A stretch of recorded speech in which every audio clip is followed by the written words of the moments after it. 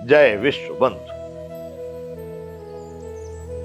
संपूर्ण श्रीमद् भगवत गीता अब अध्याय 6 का 8वां श्लोक है। जो लोग परमात्मा को प्राप्त हो चुके हैं उनके क्या लक्षण होते हैं और उनका क्या महत्व होता है, लगभग ऐसा भगवान इस 8वें श्लोक में अर्जुन को बताना चाह रहे हैं। अध्याय 6 श्लोक संख्या 8। ज्ञान विज्ञान तृप्तात्मा कूटस्थ विजितेन्द्रियः युक्त इति उच्यते योगी समलोष्टास्म कांचनः। ज्ञान विज्ञान तृप्तात्मा कूटस्थो विजितेन्द्रियः। ज्ञान और विज्ञान से जिसका अंतःकरण तृप्त हो चुका है। अंतःकरण कहेंगे यहां पर, आत्मा कहेंगे, क्योंकि अंतःकरण या सारा शरीर सारी इंद्रियां उसी आत्मा के ही सब कर्मचारी हैं, और इसलिए यहां पर ये कहते हैं कि जो आत्मा ज्ञान और विज्ञान से तृप्त है, कूटस्थ तथा जिसकी स्थिति विकार रहित है, जिसकी इंद्रियां भली बात जीती हुई है, विजितेंद्रिय है, कूटस्थ विजितेंद्रिय है।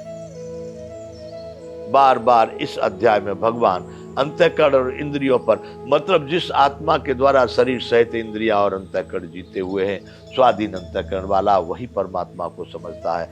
यहाँ पर फिर वही बात कह रहे हैं कि ज्ञान विज्ञान तृप्तात्मा कूटस्थ विजितेंद्रिय युक्त इति युज्यते योगी समलोष्टा सम कांचन है। लोखंड सोना उसकी नजर में समान है।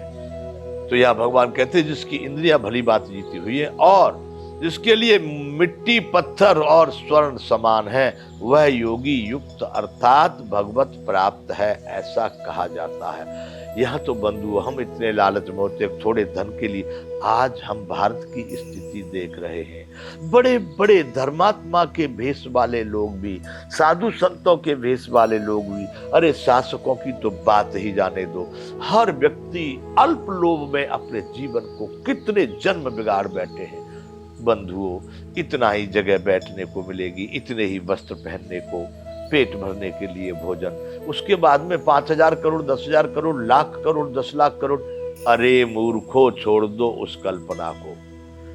साईं इतना दीजिए जामै कुटुंब समाए, मैं भी भूखा ना रहूं साधु न भूखा जाए। बहुत है, इससे बड़ा सुख, इससे बड़ी उन्नति, इससे बड़ा मुक्ति और कोई नहीं हो सकती। इसलिए भगवान ने यहां 8वें श्लोक में कहा, ज्ञान विज्ञान तृप्तात्मा, जो आत्मा ज्ञान और विज्ञान से तृप्त है और जो सब तरह से विकार रहित है, जिसके अंतःकरण इंद्रियों को जीता हुआ है, जिसकी नजर में, जिसके सामने मिट्टी हो या पत्थर हो या लोखंड हो या सोना हो, वो सभी समान है। उनके लिए स्वर्ण भी, हीरा पन्ने मोती माणिक सारे रत्न भी एक मिट्टी के ही समान है। क्या करेंगे उनका वो? वंचक भगत कहाए राम के, कंकन कंचन कोह काम के। जो भगवान की तरफ को जा रहा है उसके लिए हीरा पन्ना मोती माणिक या स्वर्ण या ये सब किस काम का है बंधु? अरे इस शरीर को भी उसको लगाव नहीं होता, फिर इन चीजों का तो महत्व ही क्या है। इसलिए भगवान ने यहाँ कहा है कि उसके लिए तो मिट्टी पत्थर और सोना सभी समान है, और वह योगी युक्त अर्थात भगवत प्राप्त है, वह भगवान को समझ चुका है, वह भगवान में समर्पित हो चुका है, वह भगवान को जान चुका है। ऐसा भगवान 8वें श्लोक में कहते हैं। फिर से एक बार इसको सरल भाषा में कहा जाए तो, हे अर्जुन, जिसका अंतःकरण ज्ञान विज्ञान से तृप्त है, जो विकार रहित है, जिसने अपनी सभी इंद्रियों पर विजय प्राप्त कर रखी है, अतः सभी इंद्रियों पर नियंत्रण कर रखा है, जिसके लिए मिट्टी पत्थर और सोना सभी समान है, वह पुरुष भगवान को प्राप्त हो चुका है, वह भगवान में समाहित हो चुका है, भगवान को जान चुका है। ऐसा कहा जाता है।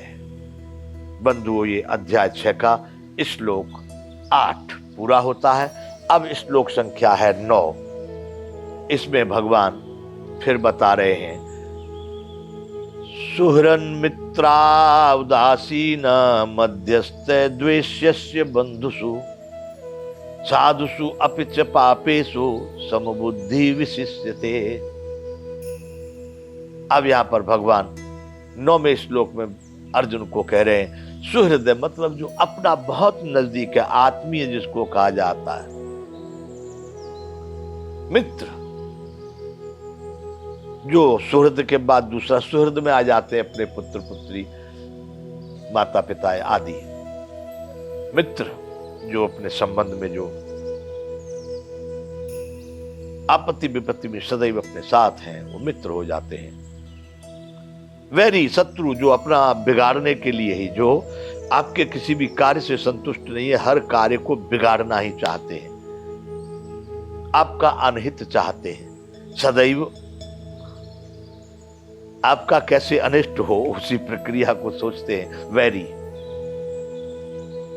उदासीन जो ना आपका चाहते अच्छा न चाहते बुरा, वो उनको आपसे कुछ ज्यादा लेना देना नहीं है, ठीक है मिल गया, राम राम जी राम राम, बस।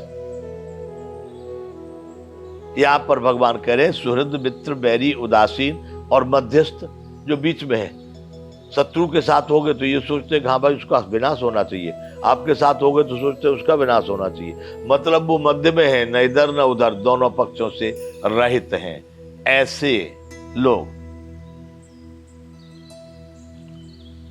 यह भगवान कहना ये चाह रहे, इनका मतलब अलग अलग कह के कहना ये चाह रहे कि इन सब में भी जो, और बंधुगणों में, अपने भाई बंधु कुटुंब परिवार में, धर्मात्माओं में और पापियों में भी समान भाव रखने वाला,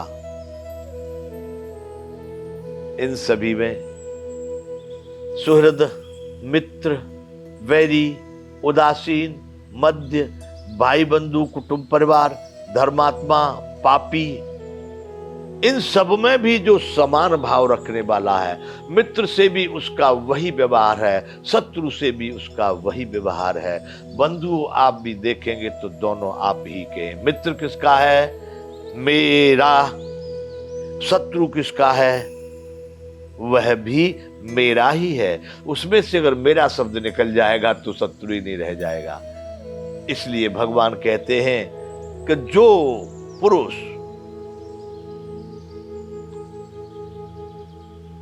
सुहृद मित्र उदासीन मध्य देश भाई बंधु कुटुंब परिवार साधु धर्मात्मा पापी, इन सब में समान भाव रखने वाला है, किसी से न द्वेष करता है और न किसी से राग करता है, सदैव समभाव में स्थित है, इन सब में एक ही परमात्मा को देखता है।